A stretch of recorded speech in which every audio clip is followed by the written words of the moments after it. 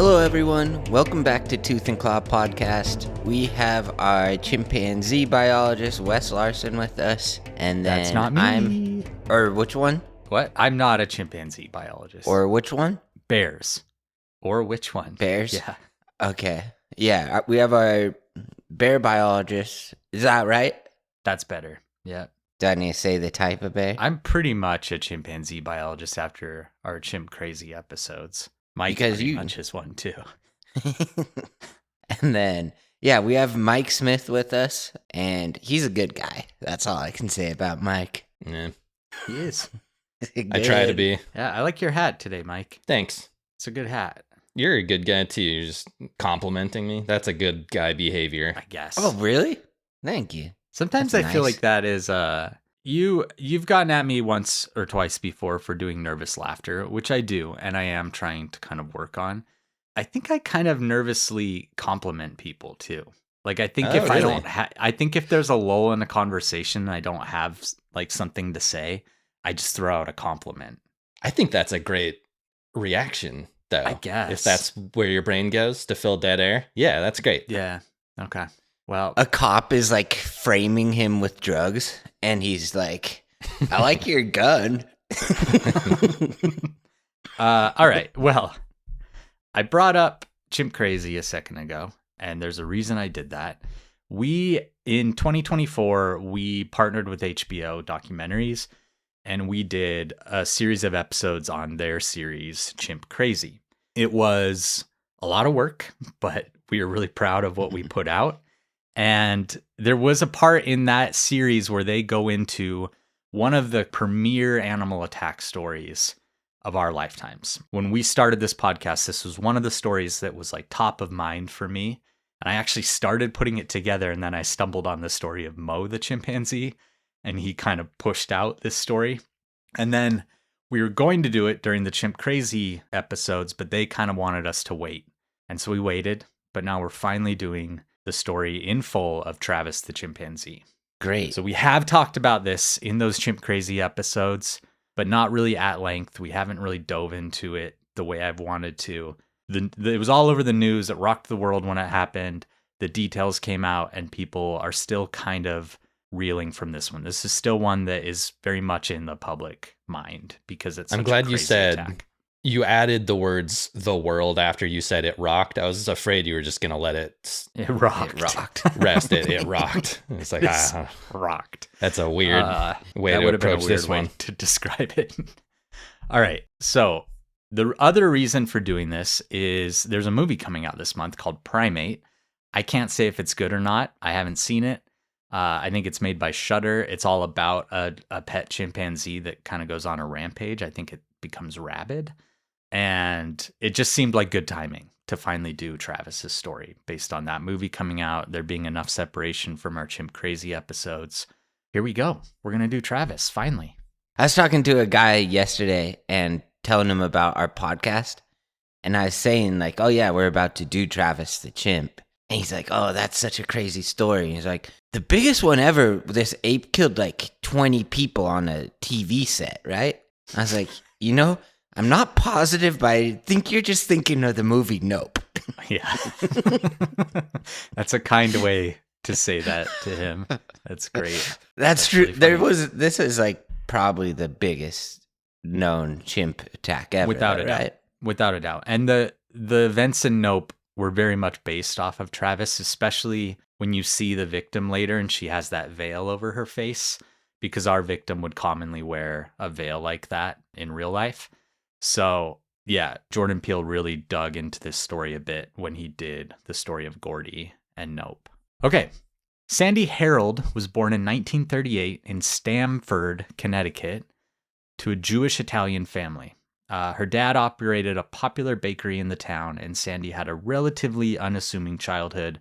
As an only child, she was obsessed with dogs, especially with their family German Shepherd, but she kind of just grew up like most only childs back then, very loved by her parents, a pretty typical American upbringing.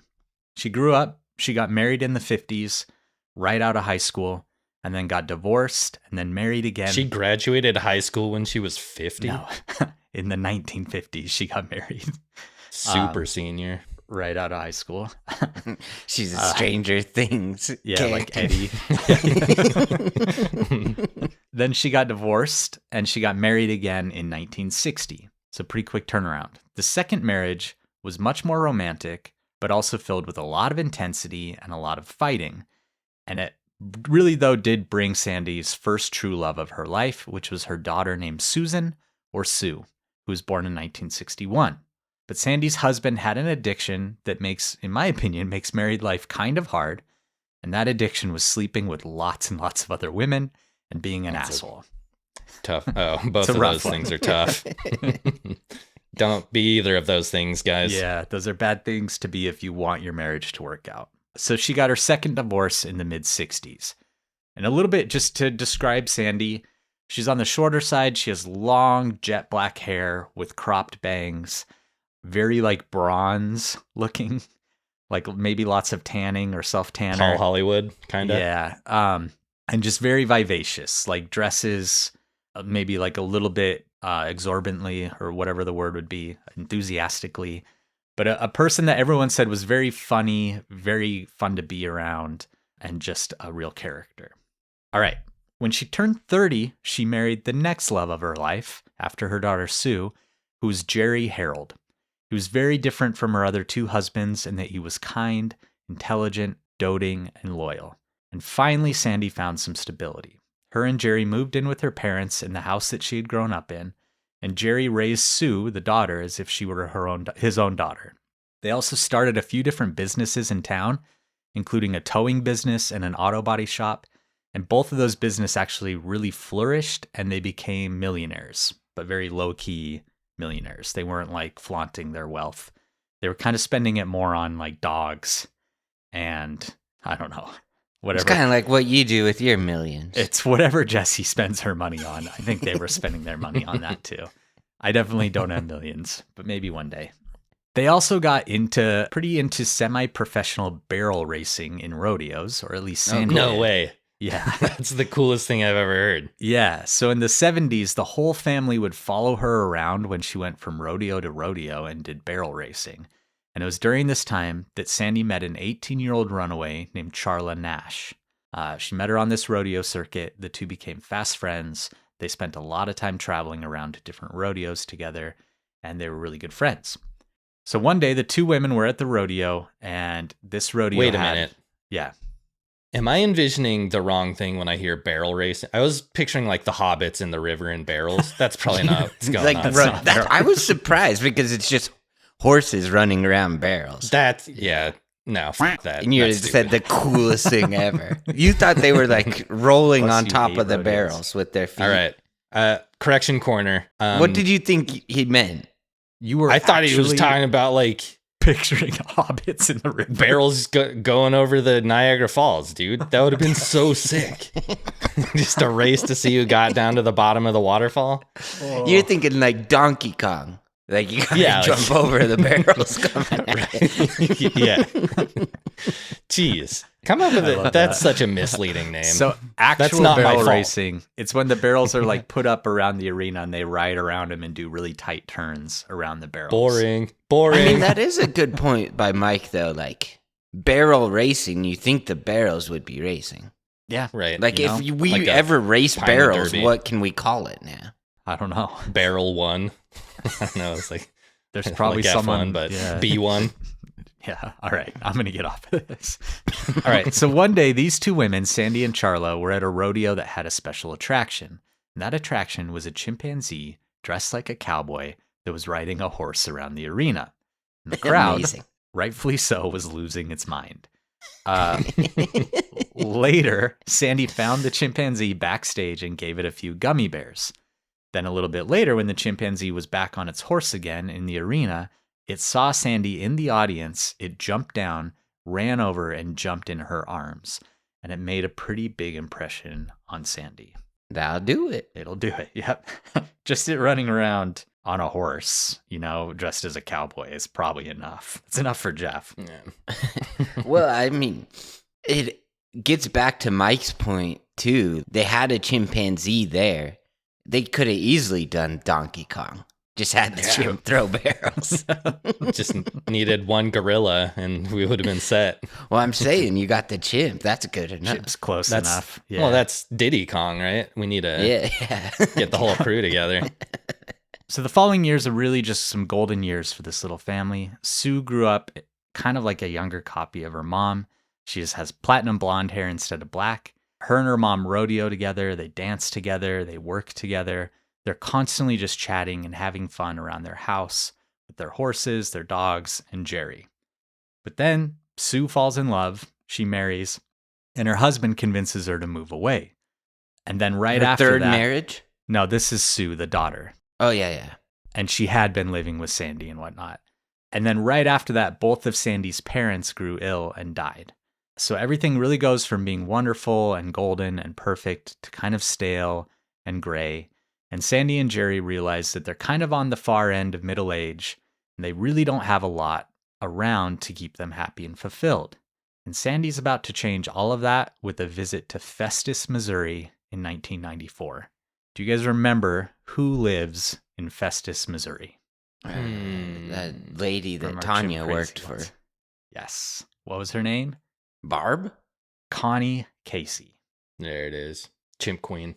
Yes, she is the Chimp Queen. Connie Casey, this is a woman who, if you listen to our Chimp Crazy episodes, is in large part responsible for a lot of the captive chimpanzees in the United States. She was a breeder. She sold chimpanzees to private owners. And then when that became legally complicated for her, she started like a rescue for her chimpanzees. She's just trying to help out. Yeah. If you want to learn more about her, go back and listen to those episodes or watch the Chimp Crazy documentary. Actually, do both. But a few days earlier, Connie Casey had called Sandy to tell her that her baby had arrived and that it was a boy. Sandy had been in contact with Connie for a while now, and over the months, they had negotiated a deal for Sandy to buy a newborn chimpanzee. And her swaddling babe had been born, and Sandy flew to Missouri and went to the Casey's house and bought her chimpanzee for $40,000 after they sedated its mom and took it out of the cage. Whoa, is that like the going rate for chimps? Yeah. I think That's it's probably a a lot of lot money. more now. This was in 1994. Really? Doggone. They're expensive. There's like worse ways you could spend $40,000. Sure. Yeah, without a doubt. She named him Travis after her favorite country singer, Travis Tritt, who I couldn't name a song from if you put a gun to my head. Bill, play a clip right here. Hey, I'm a bona fide dancing fool. Have you guys seen, there's a clip going around the internet of someone who like made a song out of all the country songs talking about like drinking ice cold beer. And it's like really long. And it's just all these different clips from different country songs going like ice cold crazy. beer. Dude, It's they do so like much that stuff. It's always whiskey too. Like every time it's like if it's liquor, it's Beer and whiskey, whiskey. every Yeah. CD. Gotta be tough.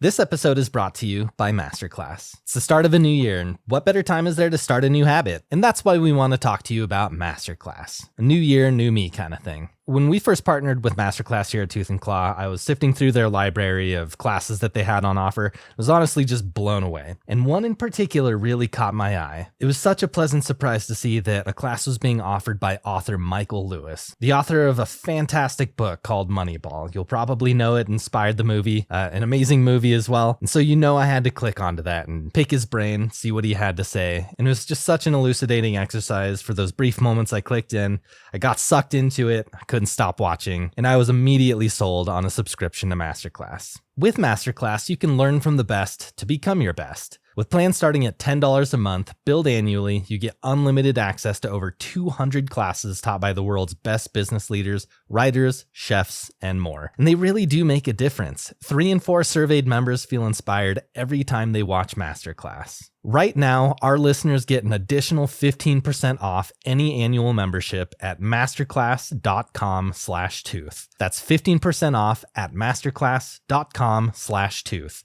masterclass.com/tooth. All right. The first few months of Travis's life were really not that different from a human newborn. Sandy and Jerry bottle fed him. They took turns holding him.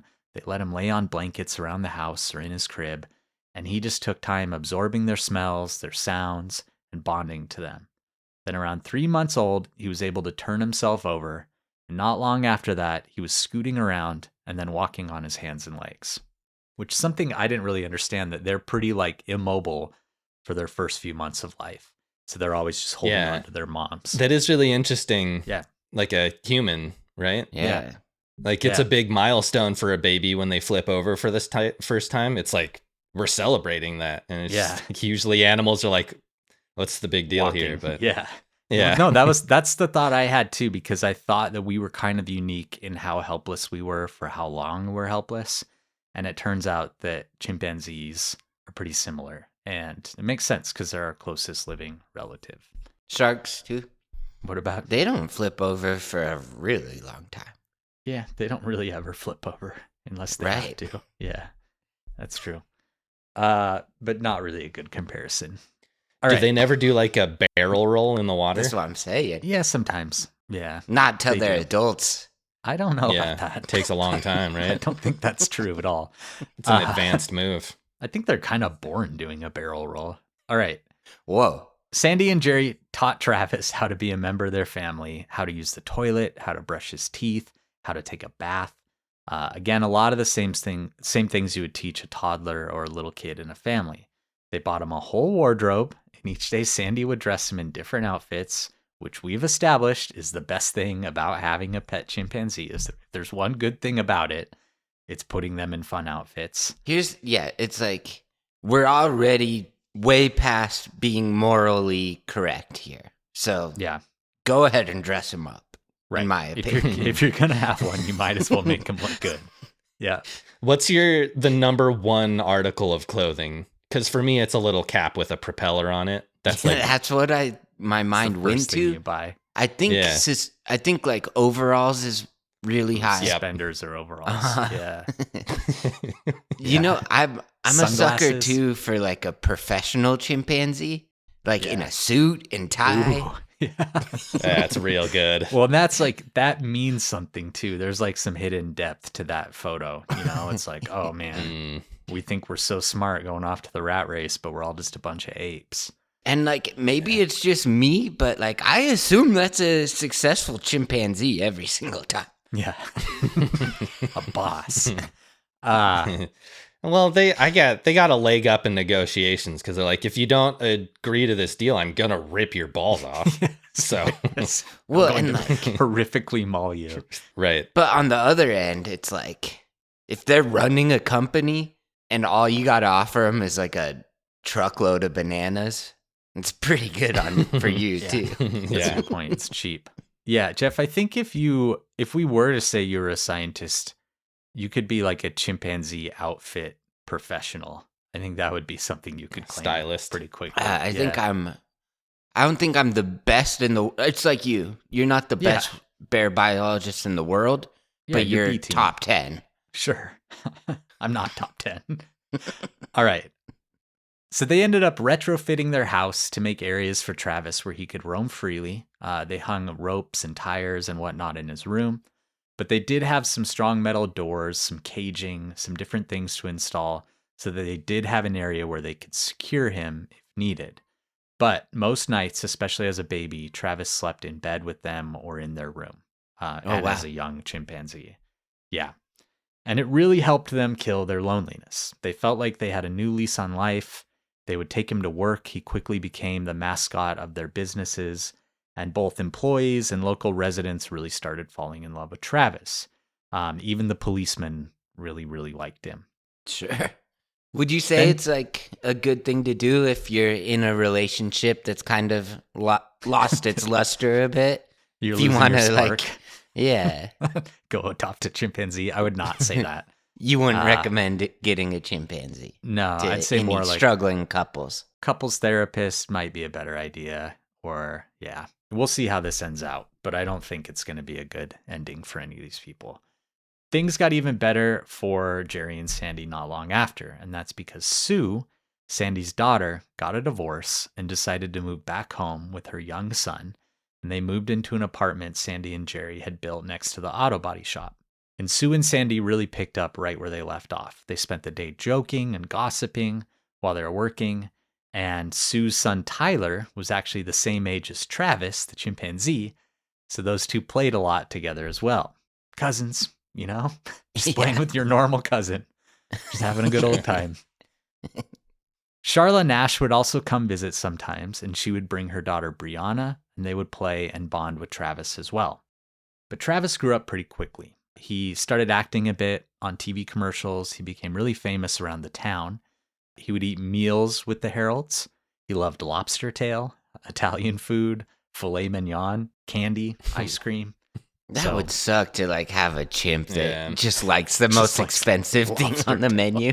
Yeah. Caviar.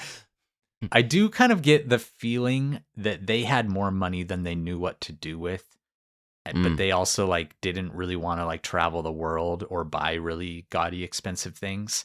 So a little bit of lobster tail and filet mignon was pretty easy for them. Okay. Yeah. Sandy and Jerry, though, felt happier than they had felt in a long, long time. But things were about to change. When Travis was around 5 years old, Sue once again found love and remarried. She had 2 more kids, and much to Sandy's horror, they decided to move again to North Carolina. And Sandy was crushed, but she would constantly write letters and send gifts to Sue and her family, and would treasure any response she got from her daughter. She would even seal up the letters and reread them over and over and over again. It took Sue a while to move. Opening the letter again? No, she would put it in a plastic sealed kind of thing so that the letters wouldn't get lost or anything. Like when you get a really rare Pokemon card, maybe. Yeah. You want to protect it. Like laminated, but not laminated, in a little, yeah. All right. That's all just to illustrate that she really, really loved her daughter. Her daughter was her whole world. Any kind of communication or whatever was so important to her from her daughter. And during this time, Sue was she took a really long time to move all of her stuff from Connecticut down to North Carolina. So she was doing a lot of trips back and forth. In the year 2000, she was on one of these trips and she was having some back pain. So she took a Percocet. And then that night she left to drive back to North Carolina. Somewhere in Virginia, she went off the road and hit a tree. And she was ejected from the car and killed instantly. Oh, no. And when Sandy got this news, her world just totally imploded. She became really depressed. She considered suicide. She distanced herself from her friends, from Sue's kids. And really, her whole world became Jerry and Travis. And at this point, Travis is already starting to age out of his adolescence and into adulthood. And he and Jerry would even share a glass of wine each night before bed. But with this newfound kind of adulthood came a new assertiveness and kind of a new bit of unpredictability. He wasn't just this constantly happy, hooting, wonderful baby chimpanzee anymore. All right. In October of 2003, the little family was relaxing after dinner, watching the World Series, when Jerry and Sandy realized they had to go to the tow shop for something. So they got into their RAV4, and Travis hopped in as well, and they did the same drive they'd done hundreds of times together. But when they got to an intersection in town and were stopped at a stoplight, for some reason, someone threw an empty plastic soda bottle through their open window and onto Travis's lap.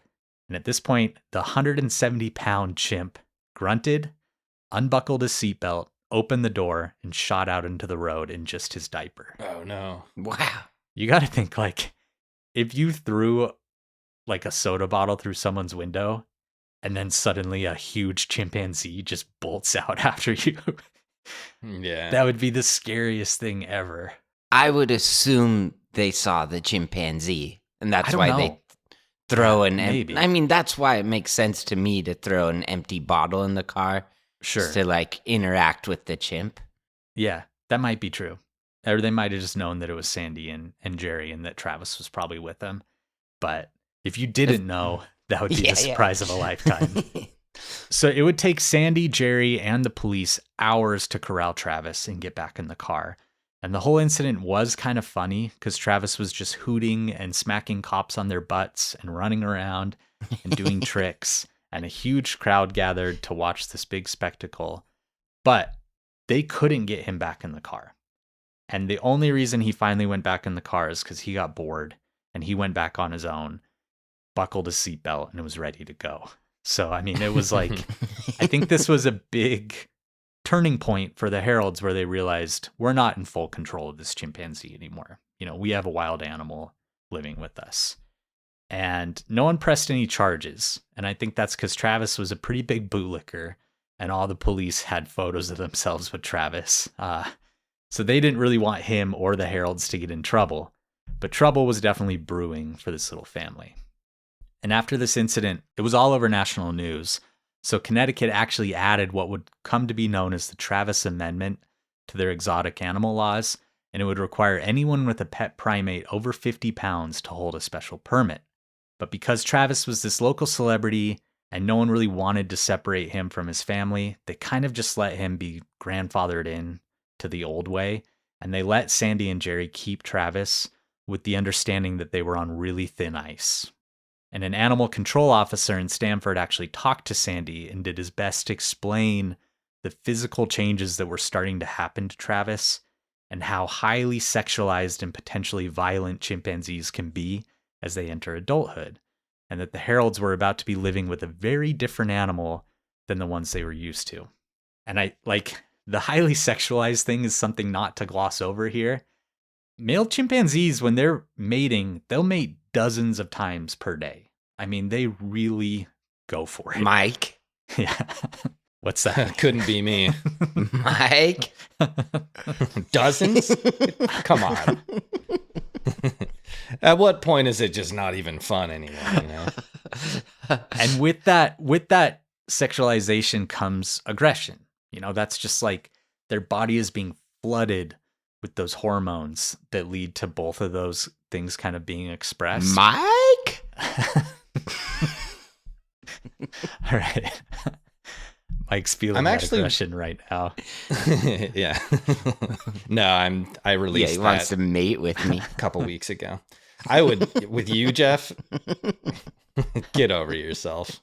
Maybe if your hair was actually pink still, but not interested. Oh, All right. God. What happened to it? It's only just very lightly pink now. Yeah, It's okay. It just We fades, don't have and to I talk about haven't it right now. been putting conditioner in it. I'm getting it cut tomorrow, so I like it still. There I go, complimenting. All right. The Herolds were about to be living with a very different animal than the one they were used to. Jeff, we learned this when we did the Chimp Crazy episodes, but can you tell us about how old all the different actor chimps are, just in like basic terms? No. You brought this up recently. You know this. Like how, when you see an actor chimpanzee, a chimpanzee in a commercial or a movie or whatever, you can bet that it is in what stage of its life. Adolescence. Right. I It's an brought that up. adolescent. I didn't know you that said for it sure. a couple episodes ago. How Because didn't Tonka act to like her freaking 20s? Not really. No, they generally retire these chimps once they once they pass adolescence and go into adulthood. And that's because they do become so much harder to control. And I think that's something that we didn't really realize growing up, is we saw all these chimpanzees in different movies and TV and whatnot, and we just kind of saw them as being this cute, bubbly, friendly animal. But that's because we're only seeing babies and adolescent chimpanzees. We're not seeing the adults, and the adults behave very differently. And they just become much more volatile and difficult to control. So Sandy and Jerry stopped taking Travis off the property much. Travis had to get used to a life confined to the house and often stuck in his room. And now all of the responsibility to entertain an adult chimpanzee fell to Sandy and Jerry.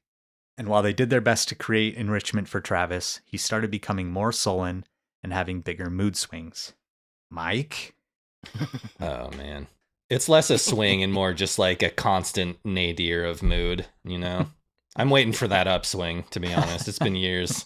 You guys do not want to see Mike if he hasn't mated 12 times a day. I'll start running around town in my diaper, slapping cops on the butt. Doing backflips. Sullenly. Maybe that's Benson Boone's problem. He just needs to have more sex. Yeah. Stop doing so many backflips. Yeah. After the holidays, I feel like things just kind of slow down. We ease into winter, and it means more time at home, more time in a warm, cozy house, and more time just to hang out with my dog. And for me, I want to be able to give my dog that same experience of just slowing down and having a really nice winter, and also having the energy that I have myself. And that's why we use Ollie. It's fresh, human-grade meals with real ingredients and 5 delicious slow-cooked recipes. Now, I say delicious, I haven't tried them myself, but I have given my dog a lot of different types of food, and by far, Ollie looks the best, smells the best, and my dog responds to it the best. And actually, Jessie was just in California fostering another dog, which we ended up adopting, of course, and that dog was very picky, but as soon as we put Ollie in front of her, she absolutely devoured it. She loved it, and it really was just another great data point for us to show how much dogs love Ollie. Ollie has tailored meal plans to meet your dog's specific needs. They're perfectly proportioned meals in mess-free packaging, and it even comes with a scoop and this really cool storage container for 0 fridge stink. For me, a difference I've noticed in now both of our dogs after giving them Ollie is they're just much happier to eat, much more excited. They seem to have better energy, and it's just a more enjoyable experience for them overall. So your dog's well-being starts with their food. And that's why Ollie delivers fresh, human-grade food that your dog will love. Head to ollie.com/tooth, tell them all about your dog, and use code TOOTH to get 60% off your welcome kit when you subscribe today. Plus, they offer a happiness guarantee on the very first box, so if you're not completely satisfied, you'll get your money back. That's ollie.com/tooth and use code TOOTH to get 60% off your first box. Tooth and Claw is brought to you by Remy. It's 2026, I made some resolutions, and one of them is just to take better care of myself. Getting a little older, and I have to really be cognizant of that, and one of the things I really need to pay attention to are my teeth. I tend to clench and grind a lot at night, so much so that I've cracked my teeth in the past, and that's why I'm really excited to tell you guys about Remy. This year, I'll be using Remy mouth guards, and if you are also part of the 30% of Americans who grind their teeth, your smile also needs protection. Make it your year by grabbing your own night guard. Their custom night guards are clinically tested and FDA cleared to prevent teeth grinding, reduce jaw tension, and facial muscle strain, and to improve sleep quality. You get the same professional quality and comfort as a night guard from the dentist. Remy is going to cost you 80% less, and it's much more convenient than having to go into the dentist office. We all know when you go into the dentist, you often end up paying a lot more than you thought you ever would. So here's how it works. You receive your impression kit straight to your door. You follow Remy's step-by-step instructions to get your perfect impression. They craft and ship you your custom-fit night guard, and you get your night guard back and you start protecting your teeth. So start the new year right and use code TOOTH to get 50% off the purchase of a new night guard. That's 50% off at shopremi.com/tooth with code TOOTH. So again, if you've ever even considered getting a night guard, this is your best opportunity ever. Dentist quality night guard for a fraction of the price. Go to shopremi.com/tooth with code TOOTH. Thank you, Remy, for sponsoring this episode. About a year after the incident at the intersection, Jerry starts to feel sick more and more. And then one day at work, he gets really sick and has some intense pain, and some of his employees take him to the hospital. He was diagnosed with advanced stomach cancer, spend the next few weeks at the hospital with Sandy by his side, but he would never make it home. He knew he was dying. He told Sandy that when he was gone, she should take Travis to a sanctuary because he was too much to handle for just her. Meanwhile, at home, Travis is losing his mind without Jerry around. When Jerry would call to talk to Travis on the phone, he would get really upset and frustrated, and he would even pull pictures of Jerry down off of the wall and kiss them and hold them close to his chest, and just was really aggravated that he couldn't see his dad and he didn't know where his dad was. And I think that's an important thing to realize, is that these two had a very strong bond, and Travis cared deeply about Jerry and vice versa.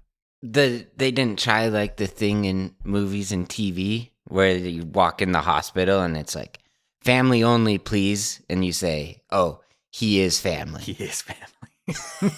And they're like, oh, that's actually a chimpanzee. No, I don't think they did. Should have. Jerry died in April of 2005, and it was the last sad domino in a series of events that would lead to Charla Nash having her face ripped off by a chimpanzee. All right, tiny bit of biology here. We went over chimps very extensively in our Mo episode, as well as our Chimp Crazy episode, so I'm not going to rehash a ton here. We are going to do a little bit. They're the third largest non-human great ape. Can you guys name the great apes? King Kong. Gorillas? Sure. Yeah. There's Bobos? Not there. Oh, Bonobos? bonobos. Yeah. Bonobos are one. So we got gorillas, bonobos. Oh man, mandrills. Nope. Orangutan? Yeah, I'm pretty sure. They're not. Orangutan is another one. And then I knew chimpanzees. that one. And humans. You can actually put humans in that category if you want. But yeah, those are the No. great apes. Mandrills are actually in the monkey family. They are closely related to baboons. The lesser apes are like the gibbons. But the great apes are the ones we just listed. Which one is the girl from Twilight? The girl from she's a spider monkey. Yeah. Is that a That's a monkey. Yep. It's not an ape. that's a lesser ape? Yeah. What do they call those ones? Lesser? So really quickly, this brings up a good point and something I just want to reiterate. Great point, Mike. All of these animals that we're talking about are primates, but monkeys and apes are separated. They are not, apes are not monkeys are not apes. They are There we different. go. They are all primates, but they are in different, So if those are you're- different groups. If you're calling like another human a monkey, that's wrong. You should You're call him wrong. a primate. You should call them an ape or a primate. An ape. Yeah. You're an Yeah. ape. So a more fitting nickname for Bella would maybe be like Spider Gorilla. Yeah. Spider gibbon, Mm. spider chimp. Sure. Yeah. Yeah. It won't make a lot of sense. All right. Hop on, chimp. So they are the third largest non-human great ape. Hold on tight, chimp. Hold Males on on tight, average. chimpanzee. Males on average are going to be between 90 and 135 pounds or 40 to 60 kilograms. So remember, Travis is already 170 pounds in the story, so he's far larger than average. Yeah, Females tend to be a bit smaller, so there is a bit of sexual dimorphism. I could take kind a of female. kind of similar to the range you would see in like, no, you couldn't, in humans. Human males and females, like that kind of size difference. It's not like glaringly obvious, but it is definitely a difference. They're born black with pale faces, and their face darkens over time. Both males and females tend to have a fine white beard under their chin. They're found throughout equatorial Africa, and their range extends into 21 countries, though they're just barely hanging on in some of those countries. They definitely have some hot spots where they're hanging on, where they're doing a lot better than other places. They'll mostly eat vegetation and fruit and insects, but they're very opportunistic and will hunt and eat meat when it's available. Growing up, I had this video series called Trials of Life when I was a kid, and the last segment in the last video showed chimpanzees hunting, catching, and eating colobus monkeys while they're still alive, and it really left an impression on me. It was like too violent for me, and I didn't think that existed in the natural world when I was that age, and that was too much. Seeing these monkeys like screaming as they were being eaten alive by chimpanzees was a little too visceral, maybe a little bit too like uncanny valley. I don't All right. like it. Yeah. The main thing I wanted to go over, though, is how smart and how social they are. So here's a few bullet points that I think illustrates how smart they are. And after each one, I want you guys to vote whether this is smart or not smart. Okay? We can just say Okay. smart or stupid to make it easier. Okay. All right. Sure. They've passed the mirror test, which shows they are capable of self-awareness. When they look in a mirror, they know they're looking at themselves. It's not just like some other random animal. Smart or stupid? Smart. Smart. Agreed. There's that clip I always see on my algorithm of a drunk guy who doesn't even realize his reflection is himself, and he keeps like punching it and trying to like, he's like, no, you get out of my way. Yeah. There's definitely some I'll say overlap between the smartest dumb. chimpanzees and the dumbest humans. All right. They have been shown to use certain insects to treat wounds. Smart or that's stupid? smart. I think it's It's smart. dumb, stupid, Dumb. doesn't work. It kind of does for them though. They're using ones that have like certain properties that help them treat their wounds. I So, thought you said maggots don't work in wounds. Did I say that? I don't know. Okay. They use tools for things like catching termites and ants and getting honey out of hives. And some chimpanzees even sharpen sticks with their teeth to spear bush babies in their holes in trees. Stupid. That's dumb. That's smart. I think it's smart. This is kind of the like breakthrough that Jane Goodall had, was she showed chimpanzees using like blades of grass to fish termites out of their mouths. And tool use in animals, even though we're discovering more and more animals use tools, it does show kind of a higher level of an intelligence. Well, Mike, why do you think it's stupid? I was going to answer just think- that. Okay. Okay, yeah, Jeff, this show is yours. Go ahead. The stage Because- You go first. is set. Because I don't Mike thinks they should use a gun, but he doesn't realize how small bush babies are.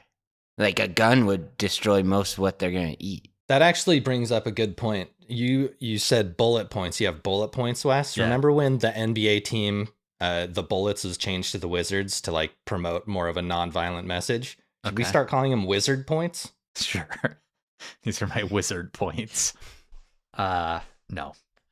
That's But all maybe. I've got to say on the matter. All right. I think it's smart. I think all these are smart. They have a good photographic memory, and one chimpanzee was shown jumbled digits on a screen for less than a quarter of a second and was able to remember their positions better than humans that were tested with the same test. So not all chimpanzees are able to do this immediately, but some of them have such good photographic memories that like this screen with numbers can appear for a quarter of a second and then it remembers exactly where all the numbers were. Wow. Yeah, I don't Smart. think I could do that. It's like those Severance guys. All right, so we all think it's smart.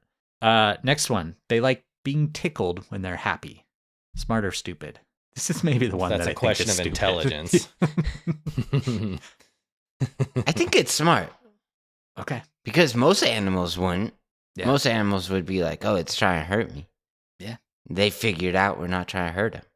Mike, what do you think? I think it's a little stupid. I think you're, leaving yourself a little vulnerable, This is showing the, signs of weakness or the something. only one I that don't I know. think is stupid because I really don't like being tickled. So I don't, it makes me unhappy. The only right. thing I think they're really stupid for is all those times we like put 100 of them in a room to write a book and they haven't wrote one book yet. They will over No, they time. wrote though. Shakespeare. They will. Yeah, If you all give of them it. enough time, they'll write the complete works They of haven't Shakespeare. yet. All right. A captive chimpanzee learned over 350 American Sign Language signs and even spontaneously taught some of those signs to her son. It's more than I know.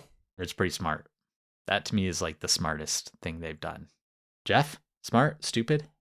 I wasn't listening to that one. Okay. As far as their social, that's the end of that game. As far as I their was just social thinking of structure, them typing. I'm sorry. yeah, it's okay. Thank goodness. That's what you're usually thinking of. I forgot that was a trigger for you. As far as their Triggered social myself. structure is concerned, it's really complex, and that's because they often live in large groups of up to 100 individuals, and they have what's called a fission-fusion society. And to dumb that down a little bit, this isn't like the smart way of explaining this, but or the elongated way of explaining it. But basically, it just means that small groups are constantly forming and splitting off of that big group and then rejoining. So they're constantly like forming these like hunting parties or maternal groups or whatever else, mating groups that kind of split off and then rejoin and split off and rejoin. And it really means that there's like a lot of fluidity in these big groups. That's And that comes- interesting. Yeah, it comes with a That lot like of seems like high school, where you have like kinda your does. little like clicks. cliques, but then like they'll be part of a bigger clique and they kind of, That's true. Yeah, it's a good point. And just like high school, that comes with a lot of different hierarchy and dominance changes. So the basic lesson that I want to illustrate here is that chimpanzees have to be very socially aware because their groups are quite dynamic in the wild. And I think that really is important when you talk about then a chimpanzee being socialized with humans, because that is still built into its genetics. Speaking of genetics, really quickly, chimpanzee evolution. There's still a fair amount of debate over ape evolution and the time periods and whatnot, but I want to give you guys a really simplified version of it because I think it's really interesting and probably speaks to why you see human chimpanzee bonds more than you would see like human and gorilla bonds or human and orangutan bonds. Okay, so we're going to picture a big, thick branch coming off of a tree. That branch represents the common ancestry of all the great apes. The first branch coming off of it would be the common ancestor of the orangutans. That split happened somewhere around 14 million years ago, and all these dates are give or take a few million years. The next branch is the common ancestor of the gorillas. That happened about 7 million years ago. And humans, chimpanzees, and bonobos only diverged about 4 to 6 million years ago. So the interesting thing about that is it makes chimpanzees our closest living relative of all of the great apes and of all the animals. And I think it maybe speaks to why people can form such intense bonds with pet chimpanzees, because there's a lot of similarities to like raising a human being when you're raising a pet chimpanzee. And to be honest, chimpanzees can form really strong bonds to us too. Like I feel like dogs definitely do as well, but like having just what you were saying about Travis, like hugging the photo, couldn't take that. What was the guy's name? Jerry. Yeah, couldn't take that Jerry wasn't there. Just was devastated. And that feels like real, like grief from a chimp, you know? So that's pretty unique. Right. And the difference is dogs we've socialized to be part of our groups, but this is genetic. Like there is a genetic similarity that makes them easier to bond with us. So chimpanzees and bonobos are the two that are the closest related, but then we, like us and chimpanzees, would be the next closest relation, which I think is really interesting. All right.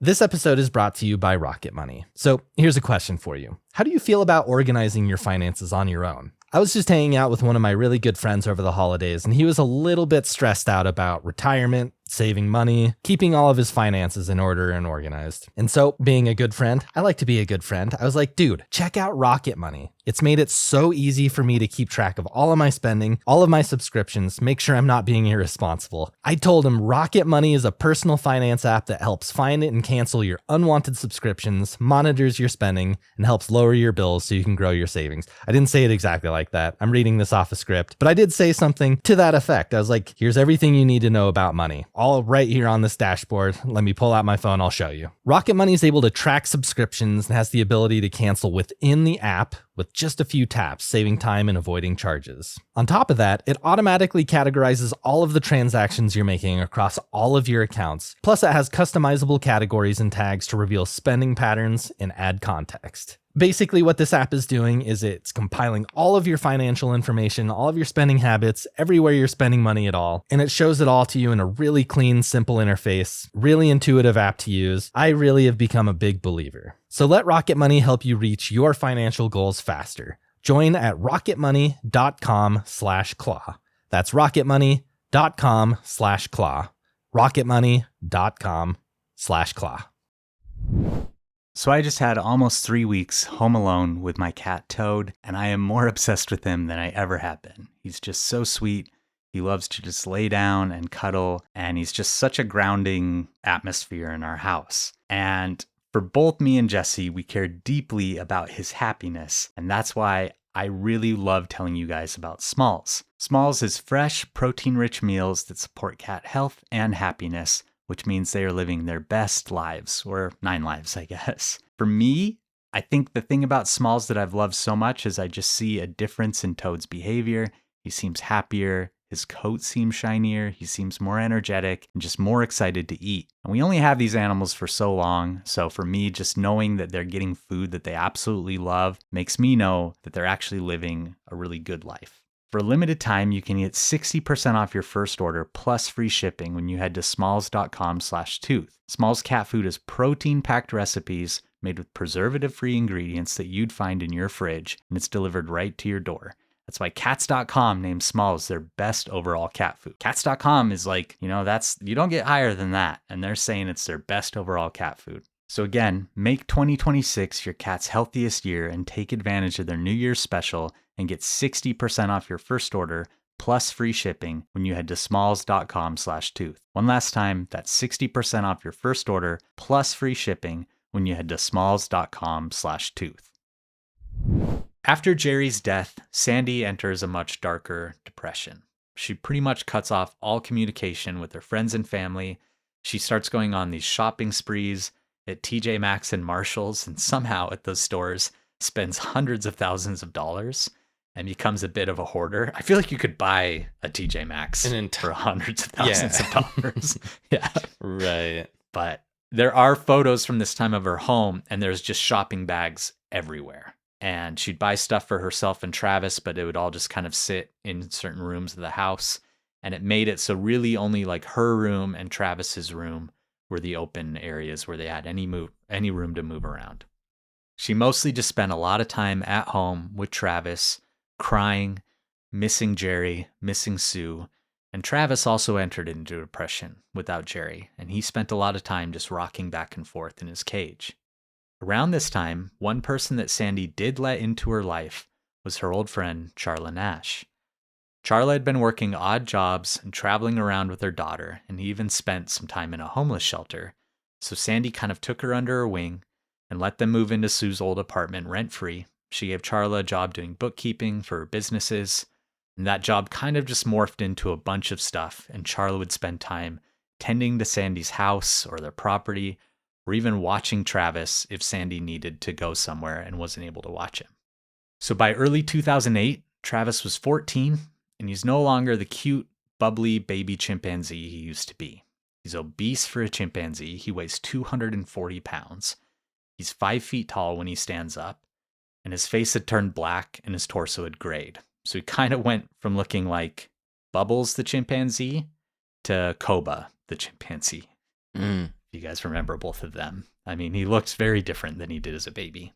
I'm glad you said rocking back and forth in his cage. Uh-huh. I thought you were just going to say rocking. Rocking Just out. rocking. Yeah. Sandy knew she was in over her head. She'd even drafted letters to chimpanzee sanctuaries, but she never sent them. Travis was the last remaining member of her family, and I think deep down she knew that she was never going to let him go.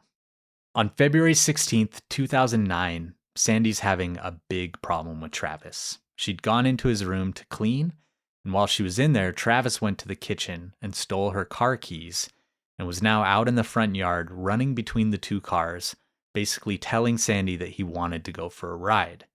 And he's not allowed to go for rides anymore because of the incident in the intersection, but he's just agitated. He's been agitated all day. He's refusing food, ignoring Sandy and the other pets. And she was even so worried that she put some Xanax in his morning tea to try and calm him down. Whoa. Which, with medications, you don't know what kind of effect they're going to have on an animal, even people sometimes. So it's not necessarily the best move. Sandy had made plans to meet a friend that afternoon, and she called that friend and told her she was going to be late because Travis was out of control. He wanted to go for a ride, and he had stolen her keys.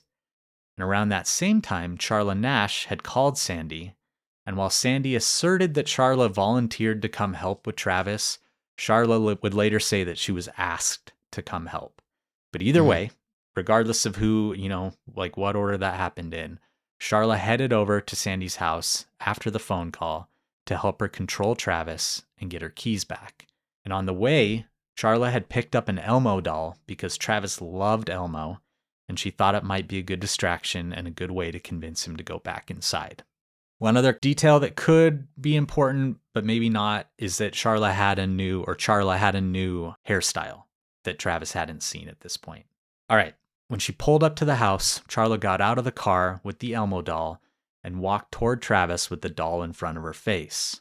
And something about this, whether it was the doll in front of her face, the new hairstyle, just the fact that he was already overly agitated, the Xanax, who knows, but something about this interaction enraged this 200-pound chimpanzee. He's about 35 feet away from Charla, and he charged. First on his feet and knuckles, and then just on two legs with his arms swinging through the air. And Sandy saw all of this from the front of the house, and she screamed, "Travis, Travis, Travis, what are you doing? Travis, stop. Travis, it's Charla." Kind of like Shia LaBeouf, how he attacks people. Yeah, I mean, there's a lot of similarities here. But her screams did nothing to stop the angry, depressed, and massive chimpanzee. Travis slammed into Charla, hurling her into the side of the car and then onto the ground, and then tearing into her with his fingers and teeth, while both human and chimpanzee's screams filled the air. Sandy grabs a snow shovel. She runs at Travis, hitting him repeatedly, but he just kept screaming and tearing and biting at Charla.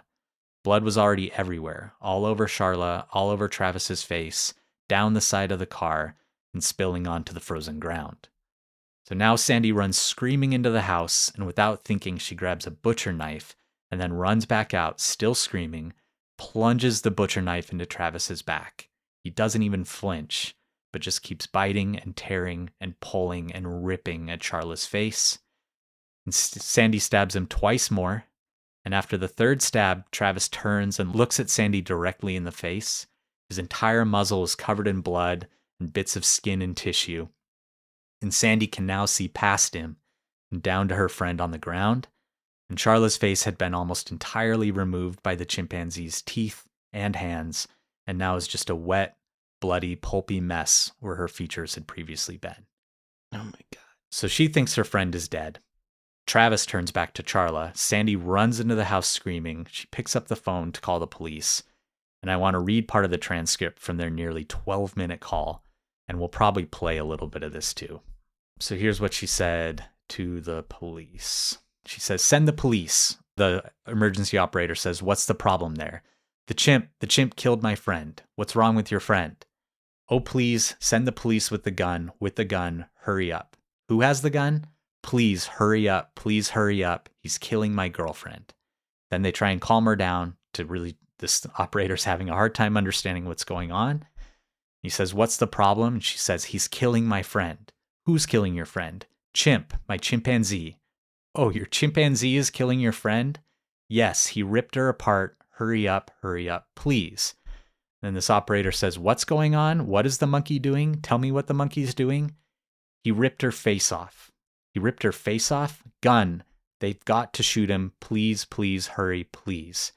Then she goes on to say, the operator says, "I need you to calm down. They're on their way." And she says, I can't. He's eating her. And then she just keeps kind of saying, like, "Please, God, where are they? Send the police. What's the problem there?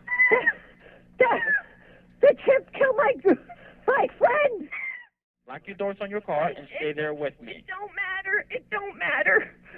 matter. He will rip the doors right Sandra, open. just do what I'm telling you to. Or stay in the car. The police officers will handle it.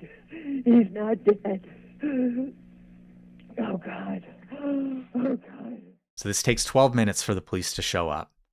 When the first responding officers respond, some of them did know Sandy and Travis, so they kind of, even though they had heard Monkey go out over the call, they knew what they were walking into. And Frank Schiaffari was one of the first on the scene, and as he pulled into the property, it didn't take him long to see Travis and the carnage that Travis had left behind. Charla Nash was laying on the ground, unconscious, mostly naked, and almost unrecognizable. And as soon as Travis clocked the police cruiser, he ran toward it. Immediately, he knocks off the rearview mirror. He tries opening the passenger side door, and when he finds it locked, he goes to the driver's side door, and according to this officer, rips the door off of the cruiser. Really wanted to go on that ride. Yeah, he really wanted to get in a car. That honestly could be what he was trying to do. Who knows? But as he does this, the officer inside, Frank Schiaffari, lurches toward the passenger side of the vehicle, kind of gets caught up in that big computer thing they have in the middle of their cars. And Travis leans in, bares his teeth that are still streaked and dripping with blood, and Frank pulls out his gun and fires 4 rounds. Man. Travis takes a few steps backward, screams, takes a shit, and runs off. Oh, no. I'll clean that up. Yeah. Tearing the door off is so insane. Yeah. It's unbelievable. It's I think so Vin scary. Diesel might have done that once, but that's the only time I can think of Yeah. anyone doing that. If Vin got shot those 4 times, though, he would just like kind of turn his shoulder a little bit and then be okay. Yeah, that's true. Sandy is meanwhile locked inside of one of the other cars. That's where she's secured herself. She hears the shots and she watches as Travis runs inside, and she tells emergency services on the other end that he's still alive. But she was wrong. Travis had walked on his knuckles through the kitchen, the bedroom, and into his own room, where he fell over and died. And it's funny for me, like it is funny. No, that's not funny. Going over this story a bunch of times already, I felt bad for Travis, but it didn't really hit me how sad his story is. And preparing this episode, it made me really sad. I was kind of just like, that really sucks that he had this happy life and that he didn't understand why it was all taken away from him. And I see him and Charla as the victims here, like it's really, really sad. Yeah, no, like I do think it wasn't just Travis was their family, but also Travis felt like they were his family. Mm-hmm. And it'd be so hard to have your dad just die and you don't really understand why. You didn't get to see him again. He just disappeared. And then your whole life changes. You're in your cage more often. You're going through puberty and no one is explaining to you what's happening. Yeah. And you just want to go on a ride. But rightfully for Sandra, like if your kid's throwing a tantrum, you can't always give them what they want. Yeah. It makes me think like if Jessie were to ever die, I would want our dog to die with her because I would feel so sad all the time looking at my dog and not being able to explain to her why Jessie is gone. No. And that that's how I feel about Travis is like, he loved these people. He loved Sue. He loved Jerry and he lost them both and he didn't know why. And that's like really, really sad. I remember when in the Chimp Crazy documentary, I forget if it was Travis' story or if it was another chimp, but at the end of just a tortuous life, there was a moment where the policeman or whoever it was that pulled the trigger on the other end, they made this connection with each other. Travis. And the policeman felt like the chimp wanted to end the suffering. They wanted that trigger to be pulled and to just be put out of their misery. And that was just a really emotionally devastating moment. Yeah, that's to what consider that. No, go ahead. Sorry, I didn't mean to interrupt you. I was just going to say like that, a chimp that's so at the end of its emotional chain that it's looking for an escape, And I don't know, I guess we can't say for sure that that's what the chimp is thinking, but I mean, you put it the way Jeff did, where everything was just taken away and nothing's explained and nothing makes sense. It's just looking for any kind of escape. That's what this Frank Schiaffari guy said. The guy that killed Travis is that he says that he is certain that they had that connection and that Travis was saying, kill me, like I want this to be over. Yeah. So when he leaves his car, his cruiser, and goes looking around, he sees pieces of scalp, skin, fingers, and other body parts scattered around the ground and a growing pool of blood around the body. As he approaches Charla Nash, she reaches out with a bloody stump where her hand used to be, and she tries grabbing Frank's foot. She's rushed to the hospital where she would get over 7 hours of emergency surgery just to stabilize her by 4 groups of surgeons. She'd lost her eyelids, her nose, her lower jaw, and her scalp, and he had pummeled the bones of her face to a point that there was almost no structure, had removed one of her hands completely, and 4 of the 5 fingers on the other hand. Both eyes became infected in the attack, and she lost her eyesight. Some of the medical workers that assisted with her procedures following the attack would need special counseling and therapy just to process the extreme nature of her injuries. Her family very quickly would open a $50 million lawsuit against Sandy. Ultimately, Charla would be awarded $4 million. She would go on to have facial reconstruction surgery, and she would become an advocate for exotic animal ownership laws. We're going to leave her from this point onward just because I think she's been under the public eye so much and there's been so much scrutiny that I don't want to go too much into her recovery, but it's been a long, hard road for her. Miraculous that she was able to survive. Yeah, it really is. Unbelievable work by that medical team. Yeah. Following the attack, Sandy retreats into her home. She really doesn't speak to the press or even try to clarify what had happened much. The big question remained if she was more upset about losing Travis or the attack on Charla. And she did answer that to friends by saying, well, I stabbed him. I was trying to kill him. And I do think the emergency call transcript where she's just like, they need to get here, they need to kill him, answers that question. she cared more about her friend that was being killed by her chimpanzee than her chimpanzee. So I don't think it's super fair. But she did really miss Travis. She didn't clean up the blood in his room. She also put in a big stuffed chimpanzee doll in his room. She continued shopping excessively and hoarding, tried to put a new life together. But whenever she would talk to friends, she would just end up crying about Travis. She started feeding local deer and raccoons. But then in a last-ditch effort to just feel anything, she went 50-50 on another baby chimpanzee with the chimp trainer in Florida. And she knew she would never be able to have this chimpanzee in her house or bring it home, but she paid for half of it, and it was, for all intents and purposes, half her chimpanzee. We went over that pretty extensively in the Chimp Crazy episodes, but it's pretty insane to me. It's like someone that has not learned their lesson, unfortunately. But when you're that sad, you do crazy things, just do. Maybe get a dog. Maybe get a cat. Yeah. Anything. Reach out to your grandkids, Get a gorilla. Yeah, not a gorilla. I don't think a gorilla would be better. A gorilla? A gorilla. A gorilla. They named this new baby Chance. Sandy went out to Florida to visit and got very emotional, giving little baby Chance a hug. But then in May of 2010, a little more than a year after the attack, Sandy started having some intense chest pain, called a friend who ended up taking her to the hospital, and it turned out her aorta had ruptured, and Sandy died in emergency surgery. She was buried next to Jerry, and inside of her coffin, they placed the urn with Sue's remains, her daughter, and on the other side of her body, the urn with Travis's remains. And that ends the tragic story of Travis the chimpanzee. You guys got any questions? It's a tough one. Yeah. That's sad.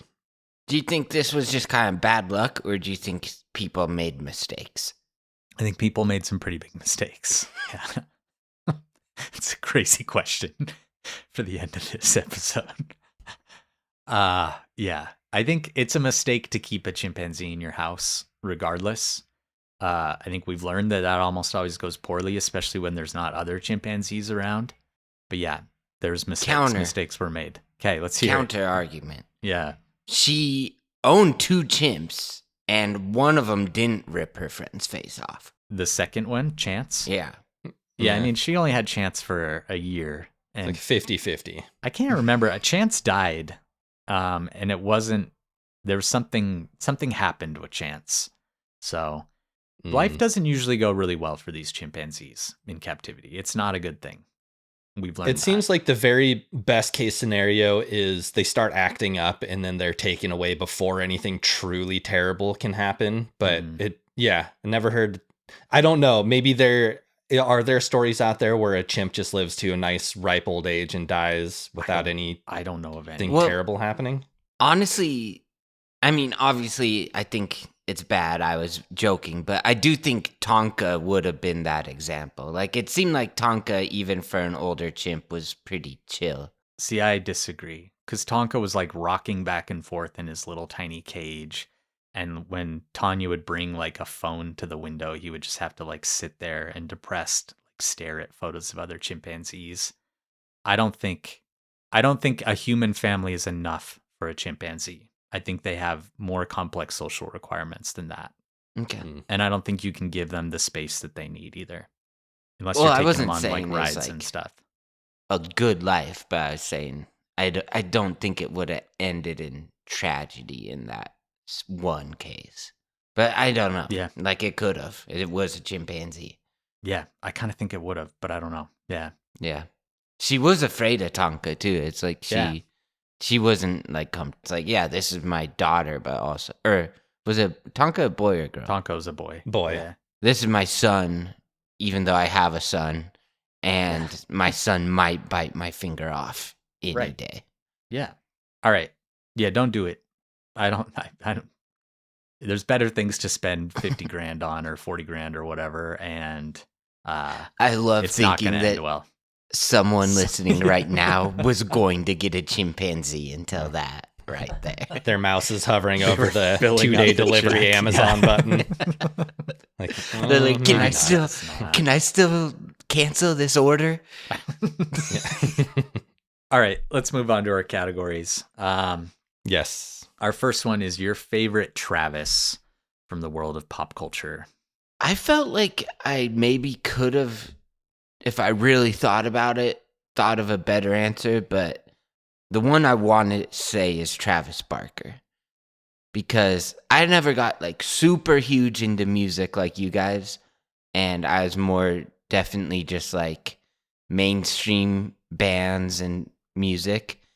And so for me, Travis Barker was the only person in a band where the drummer was easily the most famous member of that band.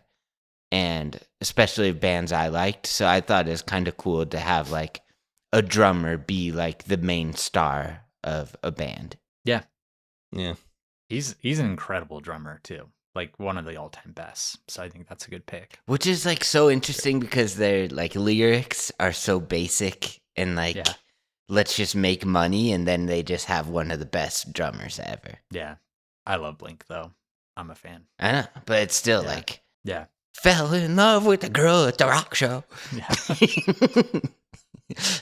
Fair enough.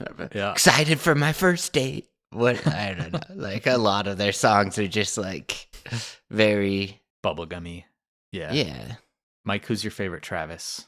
I'm going to stay on the music tack and say Travis Scott.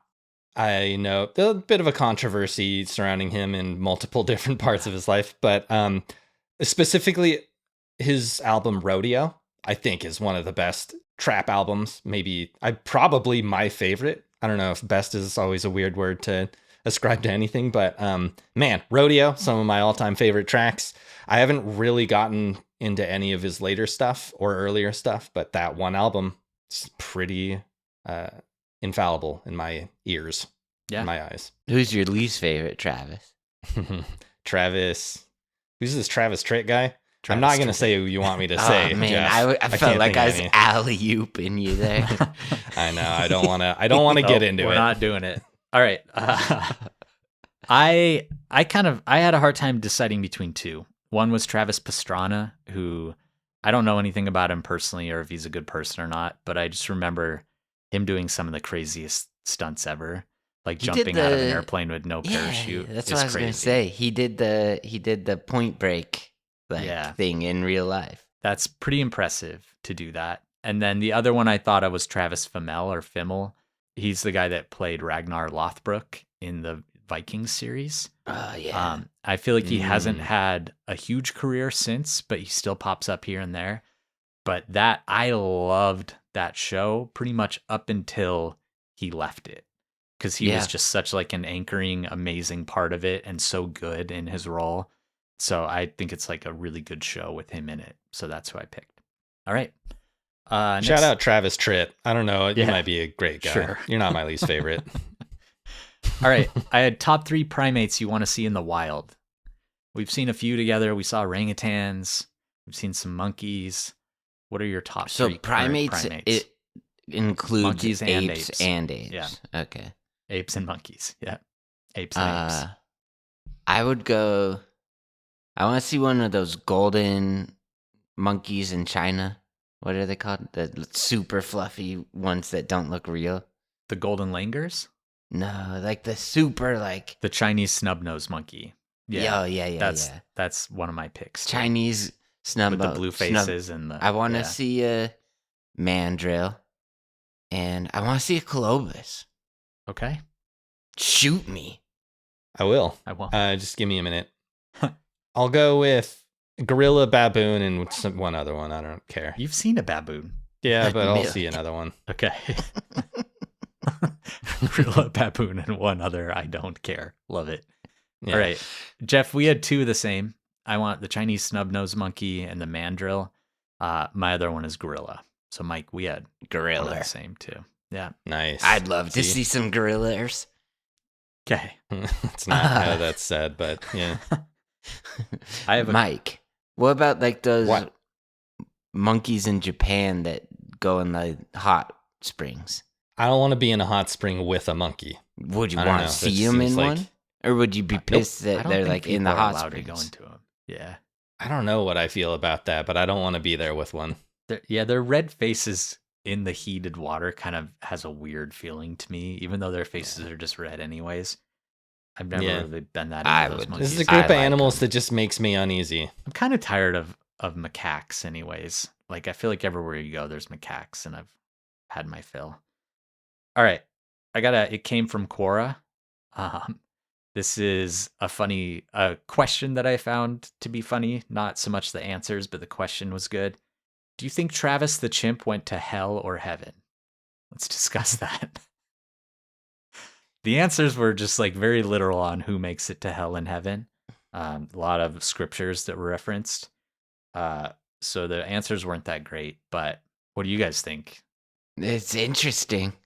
I mean, what? There's the scripture that all dogs go to heaven. I don't think that's So scripture. even bad dogs go to Yeah. heaven. Like even dogs have killed way more people than Travis, and That's true. they all go to heaven. I think he's in So- heaven if heaven exists.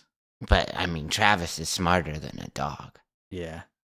I think he didn't know it was Charla. I think the Elmo doll in front of the face is probably the big thing where Yeah. he just didn't realize what was coming at him. That makes it better. Like, I don't know. It's kind of evil to want to kill Elmo too. Yeah. Like what did Elmo ever do? I think He's Travis pretty had annoying. some pretty serious mental illness going on, so I'm not going to blame him. But yeah. You think he it's- gets off on like the psycho thing? I think he does more than people even. Yeah. He's an animal. I think animals are going to make it to heaven. Probably all of them. Sharks? Yeah. Sharks especially. That'd be crazy to have sharks in Is there heaven. water in heaven? Sure. There's got to Or be water ocean- in well, I don't heaven, know what- right? That was a Wouldn't be bad. heaven if I there asked a wasn't bad water. question. What are Yeah, you're right. like sharks aren't going to eat things in heaven, are they? I don't know. That's a good question. That's like Maybe all we they don't do. have to eat, you know? This heaven thing's really falling apart the more we talk about it. Mike, Let's what do you move think? on. Is Travis making it to heaven or hell? Yeah, sure. Yeah, I want him to be there. Mike's Personally. just done with categories.